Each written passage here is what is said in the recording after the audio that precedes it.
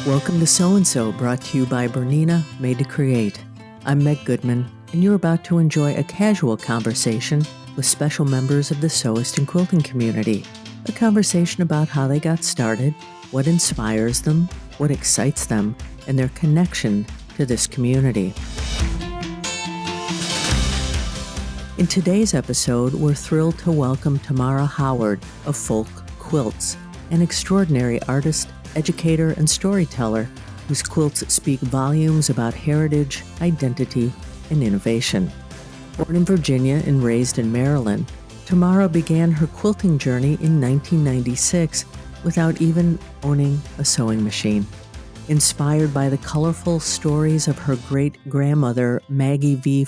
McClellan, TaMara pursued quilting as a craft and calling. What started as a personal exploration has evolved into a full artistic practice, fusing African and American textile traditions with contemporary design. She holds a Bachelor of Science in Industrial Engineering from California Polytechnic State University and earned her MBA from the University of Pittsburgh's Katz Graduate School of Business. Known for her intricate geometric patterns and custom motifs, TaMara creates quilts that are as visually stunning as they are meaningful.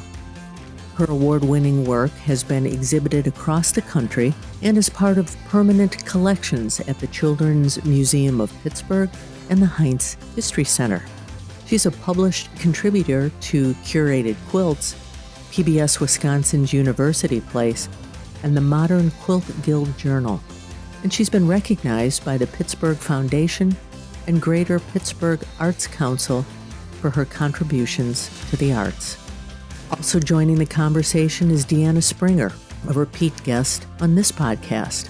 A lifelong sewist, Deanna worked alongside the late Nancy Zeman as VP Marketing for Nancy Zeman Productions and carries on Nancy's legacy through the NZP blog and the new Nancy Zeman Sewing Studio and Quilt Shop. She launched the Stitch It Sisters video series and is co-founder of the Great Wisconsin Quilt Show. This episode is a forerunner of the Great Wisconsin Quilt Show, taking place September 4th through 6th, 2025, in Madison, Wisconsin. This beloved annual event brings together thousands of quilters for workshops, exhibits, challenges, and celebration. And this year, TaMara Howard will be among the featured artists. TaMara and Deanna, welcome to So-and-So. Thank you. Thank you, Meg. It's great to be here. It is wonderful. TaMara, it's great to meet you. Deanna, welcome back. We have some wonderful things to talk about. And TaMara, I'm going to jump right in with you. All right. You've said your great-grandmother, Maggie V. McClellan, was the inspiration behind your quilting journey. Would you tell us more about her and how her story sparked your passion? Absolutely. I love talking about Maggie, my great-grandmother. She was a gifted quilter who made quilts out of necessity. She lost her husband in a sudden coal mining accident and never remarried. She raised 5 children on her own, my grandmother being the youngest. And so I never had a chance to meet her because she passed a few years before I was born, but her presence was very much a part of my life. As a young person, I spent countless hours and years and days and summers with my grandmother and spent a lot of time sleeping under Maggie's quilts. My grandmother didn't enjoy quilting herself. She said it always gave her a tummy ache. And being being the youngest, I think it was just her way of getting out of doing the work. But she really enjoyed sewing, and she was the Big Stone Gap Town seamstress. And so while she worked on her machine, she often shared stories about her mother and her siblings growing up in the South. You know, that is a strong inspiration, so much so that you began quilting in 1996 without a sewing machine, Yes. which is fascinating to me. How did you teach yourself the craft, and what drew you to patchwork and color theory? So it was interesting. My grandmother tried very hard to teach me to sew clothes. and I just wasn't good at it. Uh-huh. Sleeves didn't line up. Buttons weren't where they need to be, the buttonholes, etc. And I would always ask her to teach me to quilt.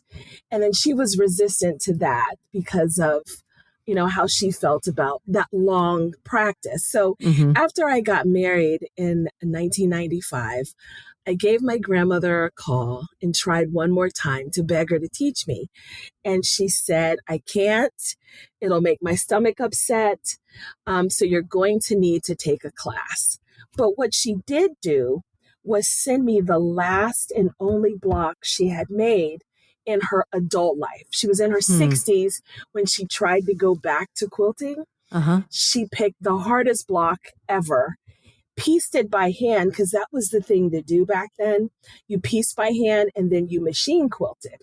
And it was a tough piecing by hand. So she sent me that block as inspiration and told me to go take a class. And so I took a class in Pismo Beach, California. The name of the shop was called the Cotton Ball. The teacher there, her name was Becky, and she was the person that taught everyone in Pismo Beach how to quilt. So I showed up to the shop. I said, I don't know how. She said, you just missed the first lesson in the series, so you'll have to come back next week and bring your sewing machine. I said, I don't have anything. So she said, well, you're going to need scissors, needle, and some thread and some fabric. I said, point me in the right direction and I'll be able to get those things. And that's how I started. So I took those first 12-week classes without a sewing machine. I did it all by hand. Do you still have the work that you did with that block? I do. You do. They hang in my my studio. I do. I treasure those. So your work, which is stunning, fuses African and American traditions. How do you approach honoring heritage while innovating with design? Yeah. So I think that's come over time. When I look at my original pieces, especially around color, I only knew the 8 colors in the Crayola box. And so they all reflect those 8 colors. So, but when I look at my great grandmother, Maggie's quilts, and I have 3 still in my possession. They're very modern and very current. One of them is a floating square. Another is flying geese. And then another one is one of those Roman bar quilts where, and so although she's using fabric and dresses and shirts, my mother can look at the quilts and identify and remember who wore what shirt. It's very current and very modern. So that began to inform my own practice. And so it's very traditional, but very modern. And then the more I learned after having my daughter about my own heritage, that started to play out through my quilting as well. Did great grandmother Maggie get to see the quilts you made? No, she died 3 years before I was born. You're honoring her legacy. I'm sure she knows. Yes. I'm sure she does. You have degrees in industrial engineering and business. Yes. So, and it's a unique blend. It's technical precision. It's business acumen. How, if all, in any way, do these influence your approach to your art? Good question. So the engineering and business definitely shaped my approach, but probably not in obvious ways. Perhaps. Industrial engineering, of course, taught me to be systematic, problem solve, find solutions. I do that a great deal with fabric. Choosing fabric is probably the hardest part of the process for me. When I think about quilting, I spend probably the most time there in that fabric choice. But so I found that the engineering oftentimes can wreak havoc on my creativity because it doesn't leave a lot of space to explore and it doesn't want you to change plans. So it's an act of God when I pivot, right? It's like the world comes crashing down. But at the same time, on the business side, I feel like my business training is what keeps me human. I think of it as the business of humanity. I create functional quilts. I don't want them on a wall. I want them on your body.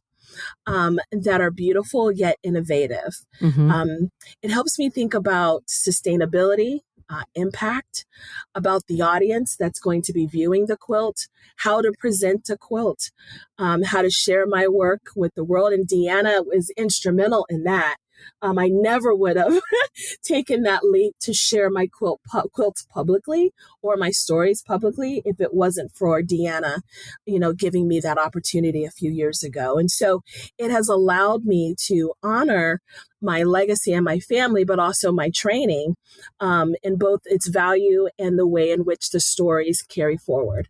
So I'm going to jump here for a minute. I have a couple more questions for you, but you mentioned about how Deanna got you involved. Deanna, tell us how you met TaMara and how you convinced her to become part of the Great Wisconsin Quilt Show.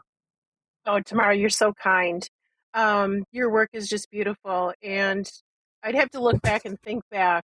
But I remember following you on Instagram and just being inspired by your style and your story. And everyone has a story and a different style. And that's what's great about the Great Wisconsin Quilt Show. We like to bring all of that forward and represent everyone in a way that highlights all of the different talents people have.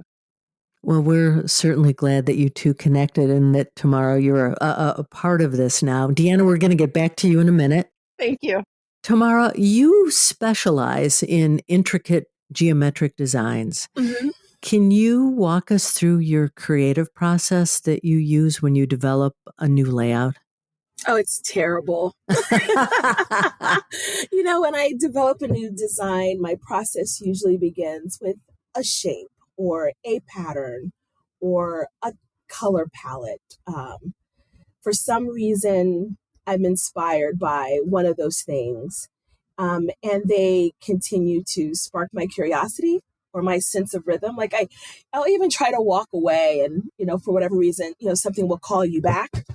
So it can be anything, even, like I said, just a color palette that I've never noticed before or have personally worked with. So it's truly just a feeling. I may take notes, I may sketch, I may do some research before touching any fabric. But if it sticks with me, then I'll typically get into EQ8 and then start playing with that. Prior to EQ8, it was markers, crayons, penciled sketches. I have sketchbooks. But thankfully, technology allows you to get through more iterations a little bit quicker to find, what you're trying to visually communicate or emote through a quilt. So once that stage is completed, oftentimes the quilts that I do design, I have no idea how to make them. I just design them until I like them and I'm satisfied. And then something will then inspire me later then to try to figure out how to actually make the quilt. What, are you doing English paper piecing, regular piecing? You go through all that acumen of piecing to figure out what is the best and most efficient way to bring it forward to give you the most accuracy. And once I get through all of that, I usually end up with a really amazing piece of art that I unexpected and playful. But it's not a fun process at times, but it's definitely a challenge. I cry in the middle of it all. But when you get to the end, I'm like, yes, that's me. I love geometry. I love polygons. And so that's what tends to come forward. So it's circuitous, but you get there. Yes. Painfully. You talk about Kente weaving. Would you explain to us what that is and then what this means to you in the context of your work? So legacy is everything to me. And Kente, which means basket, metaphorically is what holds my practice together. When I incorporate elements inspired by Kente weaving in my quilts, I'm honoring centuries of African textile traditions, but also translating them into a contemporary context. So it's the glue that keeps me connected to my grandmother and my great grandmother. And it's simple things. As a child playing in my grandmother's living room where she sewed, there were needles, little straight needles on the floor all the time. And I have no recollection of ever being stuck on them, like stuck by one. Yeah. And so I have needles all over my studio. It drives my husband crazy. But it reminds me of her when I see one on the ground. So, that legacy is about preservation for me, but also my evolution as I go forward. And then I started teaching 2 years ago and seeing the students evolve in their practice and begin to recall memories of sewing with their aunts and grandmothers and mothers. That's what Kente means to me. It's what holds us all together in this world of quilting and why we continue to practice this craft. Deanna, we're going to jump over to you now. You've been a guest on this podcast more than once. The last time is when we talked to you in person at the Great Wisconsin Quilt Show. We'd love to hear what you've been up to since we talked to you last. Well, we work here a lot on Quilt Show all year long, the Great Wisconsin Quilt Show for short. We work on it all year long. It's a labor of love. We're a small but mighty team here. We have the Nancy Zeman blog, nancyzeman.com/blog. So we do 3 blog posts a week. We have a store now in downtown Beaver Dam that we opened in September 2021. So we've expanded the store. If you haven't been in for a while, someone was just in today and said, Deanna, oh my gosh, the store, it's so expanded. So you can't fill a store within the first couple months. So new fabrics are arriving every day and new inspiration, new patterns. Like, designers are incredible. And TaMara, I just want to say, you make my tummy smile and my tummy happy. You're so inspiring. So, I'm a quilter. I love quilting. Yeah, sometimes it can be frustrating, but with the right tools and the right techniques, like we're continuing to teach the Nancy Zeman way of sewing and quilting with flat, easy construction, and throw out all the rules out the window that you learned in home ec and sew the easy way. Sewing and quilting should be fun. And interesting, and it should help you grow as a person and all of that. But the store, I'm involved with downtown Beaver Dam in growing our community, revitalizing our downtown. I'm a happy person when I'm part of a community, whether it's in downtown Beaver Dam, our family, in the Great Wisconsin Quilt Show. It's like a family reunion, getting together once every year. That's mostly what I focus on, and then do a little creative and designing, watch for a new book coming out, new patterns. So we're always working and creating and finding inspiration in every day and in everyone we meet. So let's talk about the Quilt Show. What do you do to foster inclusion and support for diverse voices in quilting? The Great Wisconsin Quilt Show, we started it in 2005 was our first year. It's our 21st year. And since the beginning, our partner in the Great Wisconsin Quilt Show has been PBS Wisconsin. And together with Nancy Zeman Productions and PBS Wisconsin, Quilt Show has always been a welcoming space for everyone. We celebrate diverse range of backgrounds and experience in our community. And we invite speakers and educators from as many possible perspectives in areas of expertise, whether, you don't consider yourself an expert. We can see your passion in your work with all the different teachers, presenters, quilters. The Great Wisconsin Quilt Show is a warm, wonderful place to gather together every year, every September, the weekend after Labor Day, and learn, more about quilting and more about each other. So this show, 21 years, congratulations. Thank you. It's grown into a big national event. What do you think makes it stand out from other quilting events? Our founder, Nancy Zeman, her first company that I've worked for Nancy Zeman Company since 1989. We're Midwestern. We're in Wisconsin. So we can't help but be nice. We're just so nice, and warm and welcoming. And Nancy always said that's a big Hmm. part of it. Her success was always be kind to people, and be nice, and it takes you a long ways. And our values and our core really align with PBS Wisconsin. They were doing the Garden Expo several years before we approached them to do the Great Wisconsin Quilt Show as a fundraiser. The Great Wisconsin Quilt Show is unique as it's the only fundraising show. For public television to keep quality programming on PBS Wisconsin. So it's a Hmm. great deal. It's Nancy's legacy project, and we just carry on. And I've gone way off the topic, but it's a wonderful annual event that if you have not been, if at all possible, you could make it here one year. Come and see us, come and join us and be part of this big celebration each September. And I will underscore the Midwest Nice, and it is a wonderful show, and I do encourage anybody interested to attend.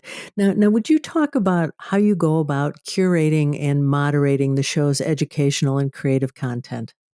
hmm What we're speaking to there is on site during the 3-day event. I'm on camera live on the World Wide Web. It takes a team. There's a team behind me. I'm the one on camera talking to people like TaMara and all the other interesting people at the Great Wisconsin Quilt Show. But it's the amazing, talented team at PBS Wisconsin, the video production team, the events team. We wouldn't be able to take it to the World Wide Web if we didn't have that incredible video production team and engineers behind us, think the same people that we did over 35 years of Sewing with Nancy. Their talent, their technology, and their knowledge helps us bring to the great world if you can't be there in person. And it really starts for me a year before that. Hmm. Uh, we're looking online, seeing what people are doing, following people on their social media where they're sharing or their blogs. Blogs are still big thing with quilters. We like to write stories and share our projects and share about our family. So I try to follow a lot of interesting people, and I have a lot of friends and family. My daughter, Terry, she lives in the Twin Cities. She is connected, and she sends me a lot of interesting things. My friend, Helene Phelps, she's retired from PBS Wisconsin. She was one of the founding members. She is still connecting the dots and telling me about interesting things she sees. So all year long, we are getting in touch with people, scheduling people to teach, encouraging quilt makers to enter their quilts into the Central Quilt Contest, looking for new vendors that are offering new and interesting things. So many of the quilting tools that we use today were invented by home quilters that said, there's a need for this tool. This would make this more helpful to make a quilt. So all of those different creative people, and then the special exhibits, from the teachers to the quilt makers to the vendors and the amazing volunteers. Many of the volunteers, takes 500 volunteers to put on the Great Wisconsin Quilt Show. So between Wow. all of that huge sea of creativity and people, it comes together. It takes time, but it's a labor of love. Can you share with us a couple of the newer exciting things attendees can look forward to at this year's show? Sure. It always starts for me with the Central Quilt exhibit. In the center of the show, in the center of the vendor floor, is the giant quilt contest exhibit. So we have a jury that meets. The quilts are always due June 30th. Jury meets in mid-July, and juries quilts into the quilt contest. And we have over 300 quilts in the Central Quilt Hmm. Contest exhibit again, and a great showing as you walk into the front entrance of the quilt contest exhibit. You're just surrounded by bed-size, hand-pieced and hand-quilted quilts. I've been told that we have one of the largest representation of hand-quilted and hand-pieced quilts in the industry. Mm-hmm. And we're just used to it. We've had that since the beginning. So there's so many amazing quilters, from the hand-quilted bed size into the wall. And then as you go through, we have 10 categories with over 300 quilts, from machine quilting to pieced, mixed, applique, Mm-hmm. whatever. There's a $10,000 prizes that people can enter and win prizes, cash prizes from our amazing sponsors. So the Central Quilt exhibit is different every year. And then we have special quilt exhibits every year. We fill every space we can with the special quilt exhibits. And one of our featured exhibits this year is Marquetta B. Johnson, her legacy quilt exhibit. And TaMara was friends, as we are, with Marquetta, who we lost earlier this year. And Marquetta was a textile artist and a art quilter whose art is in the High Museum of Art Collection. And she mastered surface design and techniques like dyeing. And her quilts are so colorful. And Mm-hmm. she was so colorful and so inspiring. Her family is sending in a curated exhibit that we will be able to hang in honor our friend Marquetta.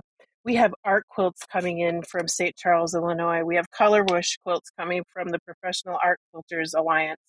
We have flora and fauna quilts from Prairie Lakes. We have improvised art quilts presented by Laura Weslowski. She is back as our headlining evening event presenter as well. And we always enjoy showcasing the cherry wood hand-dyed quilt exhibit. The poppy quilt exhibit will be here on display. And Reedsburg Quilts is Guild is sending in their exhibit, and Trash Talk Sustainability and Focus by Made Delago will be there. And Witness, there's a new exhibit coming in from someone I found much like TaMara. Francesca Olson is bringing her Sharing Cancer Stories quilts. She has terminal cancer that she has to live with, and she'll be sharing her story on the stage and presenting her quilt. So inspiring. Every quilt has a story. Um, Indeed. Indeed. Indeed. And that's just the quilts. We haven't even touched on all the amazing presenters that are coming in. So There is so much. It's a packed event. Now, I have a couple questions that I'd like to ask the two of you to comment on. What role do you think quilting plays today as both a creative outlet and a cultural statement? I'm biased. I think quilting is the creative outlet.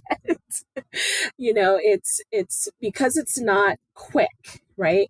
You don't get a quick hit, you get a long hit. So it allows you to really settle in and be more meditative and thoughtful and take time, smell the roses, so to speak. And it's so important to be able to do that in today's environment, because we're so accustomed to everything being so quick and fast. So being able to slow down and to allow the other side of your brain, that if you're using the opposite side on a regular basis from your day-to-day work, to just be able to relax and create something beautiful that then can hug you.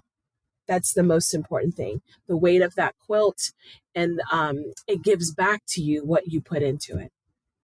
well said, TaMara. I love that your quilt can wrap you in joy. And quilting is so much more. I mean, for me, it's quilting for me as well as my creative outlet, and making quilts to pass down to my family. And quilting is so tactile for us, touching the fabric, Mhm, taking flat mhm. fabric and turning it into something beautiful. Um, and it's also so much more than that. It brings us together. We're a big community that share our love of quilting. And we also share our love for other people by making quilts for people in need. You put the call out there, someone is, had a storm, lost their entire belongings, we swarm them with quilts and make sure that everyone has a quilt to stay warm at night. We make quilts to welcome immigrant children into this country through our Quilt to Give process. So it's so much more than a hobby in making a quilt. It's pretty amazing once you get Yeah, inside quilting and become a quilter. I agree. So let me ask you this: as leaders in your lanes, artistry, event creation, how do you both hope to shape the future of quilting? You know, that's a great question. Last week, I had an experience where I was asked to, during a dance festival, so it's a big event in the Hill District of Pittsburgh, where folks get together to celebrate dance. And I was asked to allow those participants to participate in a community quilt. And typically, if I do a community quilt, I do it on paper, where folks can come by and they'll have a pattern, and then they'll take scraps of fabric and create something on paper. And then we put the paper blocks together and we celebrate our collective community quilt. But the owners asked me to do this in actual fiber to actually turn it into a real quilt that will then be hung in the Arts Center. And so, as apprehensive as I was about that, I set a goal out for 54 blocks. And we were just doing a simple block, a diamond and a square. It can be tricky, but I figured it'd be easy enough. My children were teaching, and I was leading and guiding.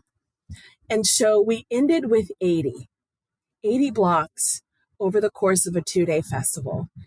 And we're talking about people that either have never sewn or had not sewn since home economics in middle school. But as they were sewing the first stitch, they were apprehensive. By the second, the third, and the fourth, they started to have memories. They started to think about their grandmothers, their mothers, some funny story that happened in home economics. Why do we not have home economics anymore? Was the recurring question. Mm-hmm. And it made me see that there's such a need for us to be able to get together, have community, and sew. And so when I think about the future of quilting, that's what I think about. How do we continue this? The Great Wisconsin Quilt Show is doing that. But what about these other towns? How can they keep this quilting future at the forefront so that we have a new generation of sewists and quilters? For me, it's in my blood. It's my life work to continue the Nancy Zeman legacy. It's my job to teach as many people as I can how to sew and quilt the enjoyable way, the easy way, the Nancy Zeman way. It's what I get up and do every day. I teach kids camp here, kids sewing camp here in the local area, downtown Beaver Dam, in our classroom at our store. Every June, I'm teaching kids how to sew, and they love it. And they're not afraid, and it doesn't make their tummy hurt. It makes their tummy tickle. So it's easier, it's easier to teach kids than sometimes it is adults, because we have, we don't want to goof up. I don't want to make a mistake. The kids just go for it. So I teach kids. I teach and travel. I teach at the Great Wisconsin Quilt Show. I try to do as much nationally as I can. Just keep teaching the craft, and the rest all comes along with it. I was a judge today at the Dodge County, Wisconsin Fair, and I was the judge for the quilts there. And I'm impressed, even at the county fair level, the great work that people are doing, some beginner quilts to beyond. And then you take it to the big competition quilt shows where these people, I don't know how they can get a quilt done within, a year or 5 years. There's so many intricate pieces and beautiful workmanship. So there's something for everyone. Just start sewing. Just pick up a needle like TaMara did. Now, TaMara, you've presented at the Great Wisconsin Quilt Show before. What can attendees expect from your presentation this year? Simplicity. So I never got to really be a beginner. I took a bunch of classes and then I jumped into engineering quilts. And I realized that I missed the fun of just making beginning quilts, just simple geometries. Mm-hmm. And so I've been on this kick, I'll call it, of simple, old, but with African wax, because we're often uncomfortable with it because one of exposure. Not everyone lives in a city where it's available. And then, in the classes that I've taught in Wisconsin prior, there was always the question of appropriation, which I appreciated. So we got to address that head on. So this time I'm bringing simple quilts, simple geometries, but with African wax. It's going to be fun.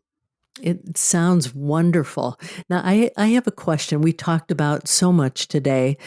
To either one of you, is there a question I didn't ask that you wish I had? I would like to ask TaMara if she is bringing her original first quilt that she made. I am now. Excellent. And you heard it here first. I love it. I can't wait to see it and to see you again.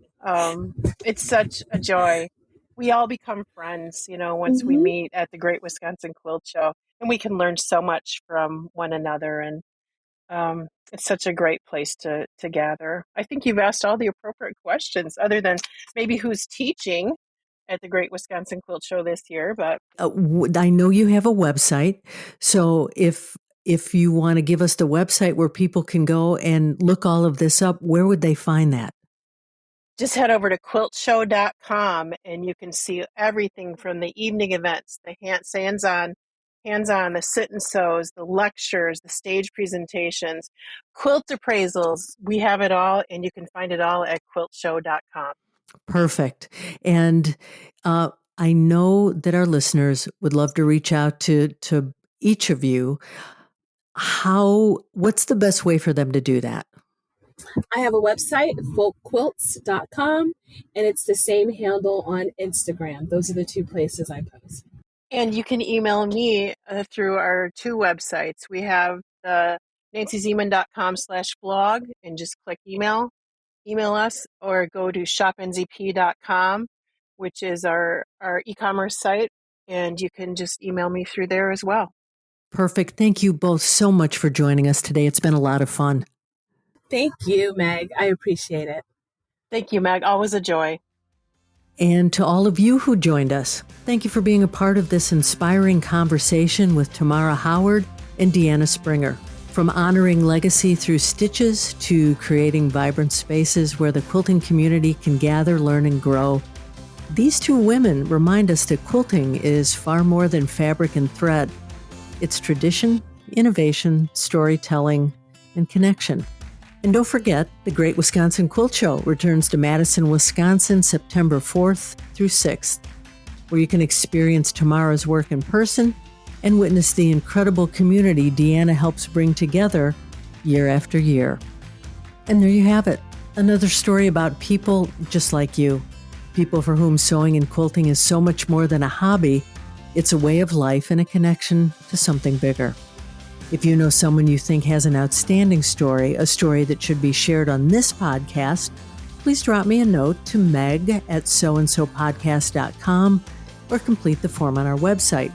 Be sure to subscribe to, review, and rate this podcast on your favorite platform, and visit our website, soandsopodcast.com, for more information about today's and all of our guests. That's SEWANDSO podcast.com. And finally, I want to thank Bernina for making this program possible. I'm Meg Goodman, and I look forward to you joining us next time on So and So.